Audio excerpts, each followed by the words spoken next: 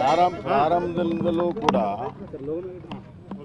ಯಾವುದೇ ಗ್ರಾಮಕ್ಕೆ ಹೋಗಲಿ ಅಥವಾ 3 ಪುರಸಭೆಯ ವಾರ್ಡ್ಗಳಲ್ಲಿ ಹೋಗಲಿ ಪ್ರಾರಂಭದಲ್ಲೂ ಕೂಡ ಸಾಮಾನ್ಯ ಮತದಾರರ ಬೆಂಬಲ ಭಾಳ ಒಂದು ರೀತಿಯಲ್ಲಿ ಬಹಿರಂಗವಾಗಿಯೇ ವ್ಯಕ್ತಪಡಿಸಿದ್ದಾರೆ.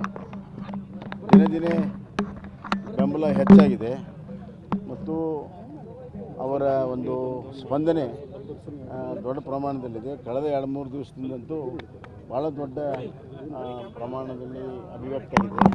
ಎಲ್ಲ ಹಿನ್ನೆಲೆಯಲ್ಲಿ ದೊಡ್ಡ ಅಂತರದಲ್ಲಿ ಭರತ್ ಬೊಮ್ಮಾಯಿ ಗೆಲ್ತಾರಂತ ಆತ್ಮವಿಶ್ವಾಸ ಇದೆ. ಸರ್ಕಾರ ವರ್ಸಸ್ ಬೊಮ್ಮಾಯಿ ಅವರು ಅನ್ನೋ ಥರ ಆಗ್ಬಿಡುತ್ತೆ. ಇಡೀ ಸಚಿವ ಸಂಪುಟ ಹೌದು, ಇದು ಇಡೀ ಸರ್ಕಾರ, ಮಂತ್ರಿಗಳು, ಶಾಸಕರು ಸುಮಾರು ಒಂದು 10-15 ದಿವಸ ಹಾವಳಿ. ಸರ್ಕಾರ ತನ್ನ ಕೆಲಸ ಮಾಡದೆ ನಿಲ್ಲಿಸ್ಬಿಟ್ಟಿದೆ. ವಿಧಾನಸಭಾ ಕೀಲಿ ಹಾಕಿಬಿಟ್ಟಿದ್ದಾರೆ.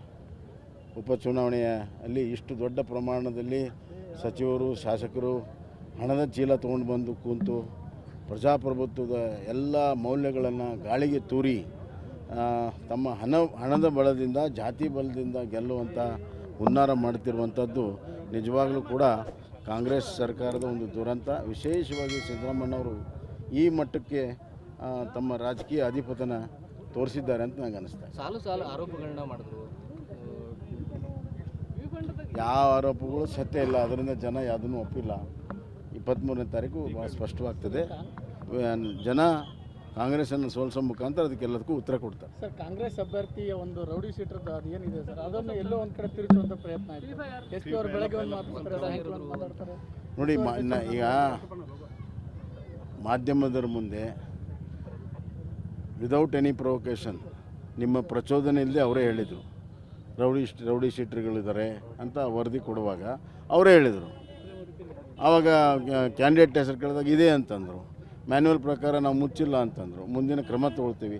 ಅಷ್ಟೇ ಅಲ್ಲ, ಅವರೇನು ಹೇಳಿದರು, ಅದರಲ್ಲಿ ಇದೆ ಅಂದರೆ ಇನ್ನೂ ಕೆಲವು ಕೇಸ್ಗಳಿದೆ ಅನ್ನೋಂಥ ರೀತಿಯಲ್ಲಿ ಅವೆಲ್ಲ ಹೇಳಿದರು. ಒಂದು 2-3 ತಾಸಲ್ಲಿ ಉಲ್ಟಾ ಹೊಡೆದ್ರು. ಮತ್ತು ಅದ್ರ ಸ್ಪಷ್ಟೀಕರಣಕ್ಕೆ SP ಸೈನ್ ಇಲ್ಲ, ಬರೀ ಟೈಪ್ ಮಾಡಿ ಕಳಿಸಿದ್ದಾರೆ. ಈ ಥರ ಪೊಲೀಸ್ ಇಲಾಖೆ ಸರ್ಕಾರ ನಡೆಸ್ತಾ ಇದೆ.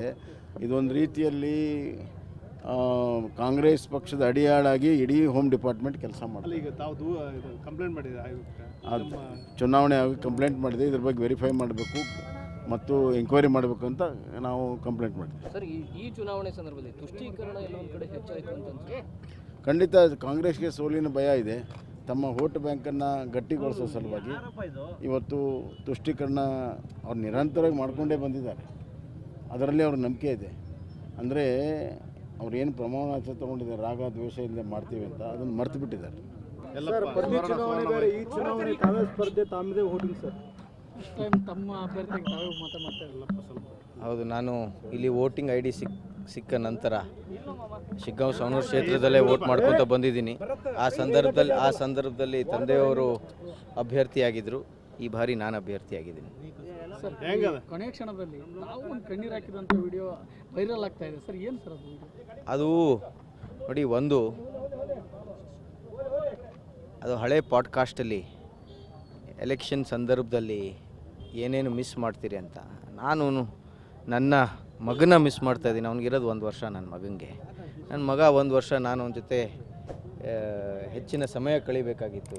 ದಿನ ಅವನ ಫೋಟೋ, ರಾತ್ರಿ ಎಷ್ಟೇ ಲೇಟ್ ಆದ್ರೂ ಅವ್ನ ಫೋಟೋ ನೋಡಿ, ಅವ್ನ ವಿಡಿಯೋ ನೋಡಿ ನಾನು ಮಲಗೋದು.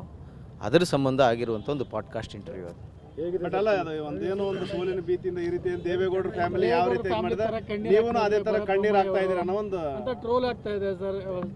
ನೋಡ್ರಿ, ಎಲ್ಲರಿಗೂ ಗೊತ್ತಿದೆ. ಅದು ಇಂಟರ್ವ್ಯೂ ಪೂರ ನೋಡಿದ್ರೆ ತಮ್ಮೆಲ್ಲರಿಗೂ ಗೊತ್ತಾಗುತ್ತೆ.